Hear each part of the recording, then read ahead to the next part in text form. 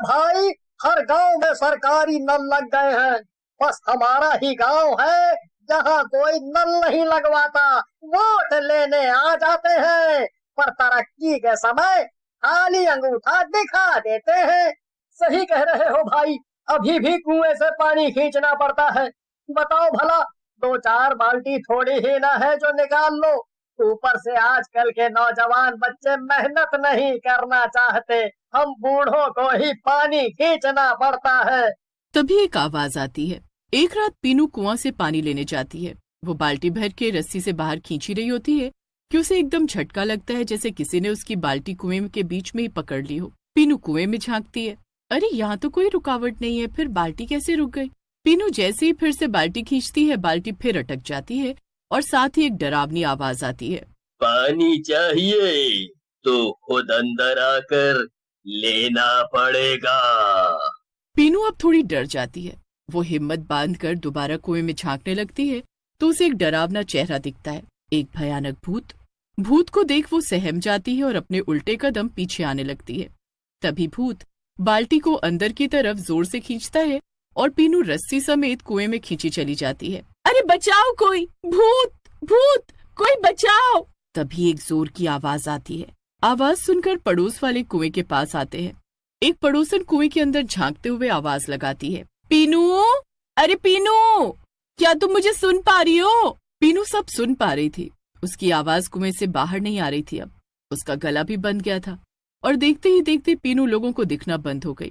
देखो, एक और जान। इस पानी के चक्कर में कितनी जानें जा चुकी हैं और कितनी मौत भेंट चढ़ेंगी यहाँ। सही कह रहे हो, क्या करें, पर मजबूरी हमारी। एक गांव से दूसरे गांव और फिर तीसरे गांव भूतिया कुएं की खबर सब जगह फैलने लगी। राजू नाम के एक पत्रकार तक भी ये खबर पहुंची।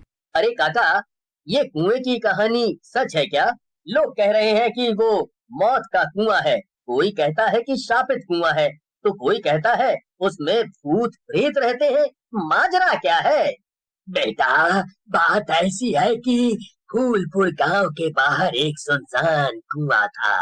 इसके बारे में कहा जाता था कि वहां से रात में अजीब आवाजें आती हैं। लोगों ने कई बार कोशिश की कि उस कुएं को बंद कर दिया जाए, लेकिन जो भी ऐसा करने जाता वो या तो गायब हो जाता या पागल होकर लौटता। ये कुआं किसी जमाने में गांव वालों के लिए जीवन रेखा हुआ करता था, पर समय के साथ साथ अब ये मौत की पहचान बन चुका था।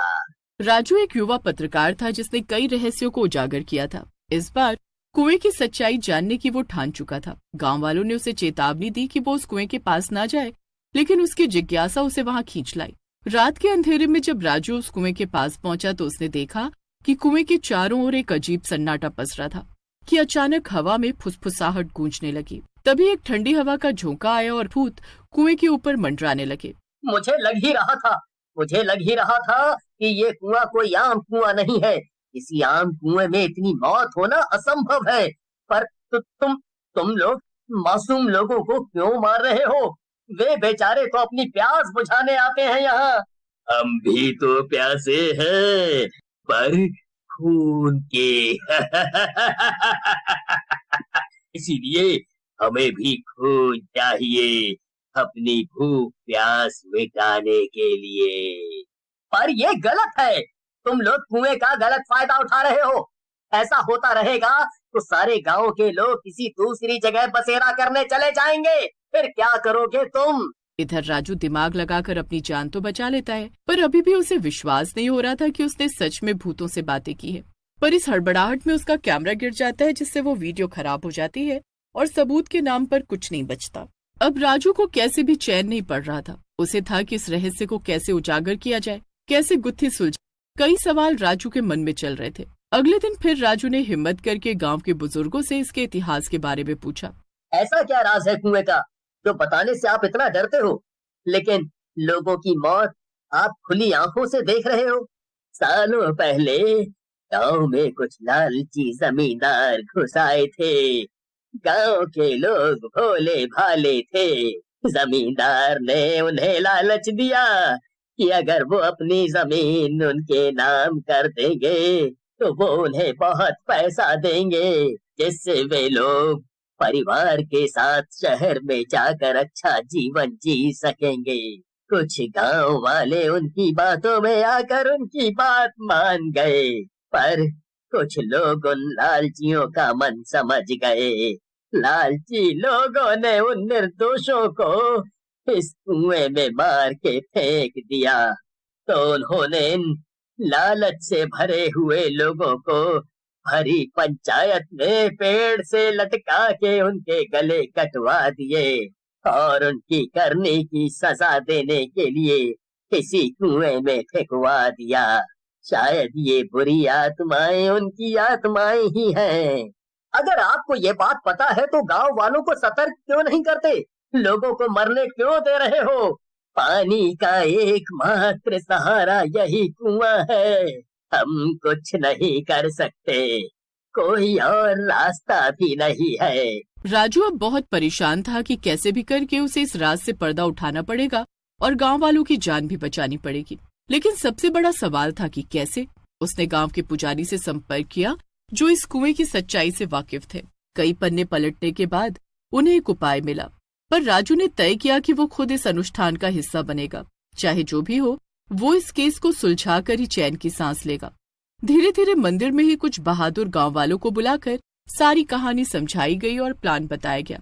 रात के तीसरे पहर राजू, पुजारी और कुछ गांव वाले कुएं के पास पहुंचे।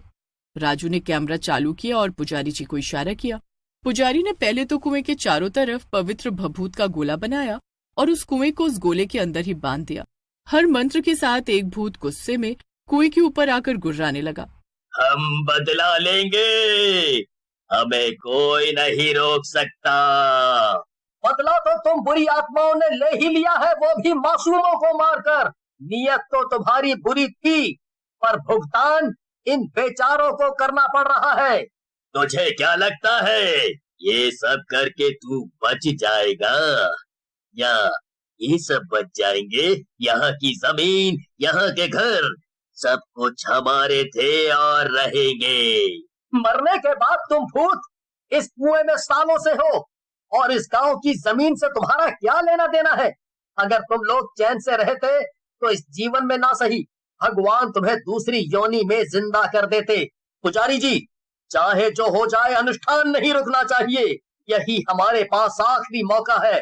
अगर आज हम चूके तो बहुत कुछ खो देंगे। अनुष्ठान पूरा होते ही पुजारी जी ने इशारा किया और राजू ने हिम्मत जुटाकर पवित्र जल कुएं में छिड़का। तभी एक तेज रोशनी चमकी और आत्माएं तड़पने लगी। गांव वालों ने मिलकर उन मृत आत्माओं के लिए प्रायश्चित किया और उन्हें विधिवत मुक्त करने का अनुष्ठान पूरा किया। जैसे ही रोशनी कुएं को चारों ओर से घेरने लगी, आत्माएं तड़प उठी और सुबह होते होते कुएं से सारी डरावनी आवाजें बंद हो गईं। राजू को भूतों की कहानी जानकर एहसास हुआ कि गलत तो उनके साथ भी हुआ है, पर सच यही था कि अब वो मुक्त होने चाहिए। फिर पुजारी ने उन भूतों पर और कुएं में भभूत डाल दी और पवित्र लाल धागे से उस कुएं की दीवारों पर बंदिश बना दी। पता नहीं आपका शुक्रिया कैसे करें। आप नहीं आते तो आज ये गांव शमशान होता। आपने न केवल हम सबकी जान बचाई, बल्कि इस भूतों के कुएं से मुक्ति भी दिलवाई हमेशा के लिए, और पानी की समस्या भी दूर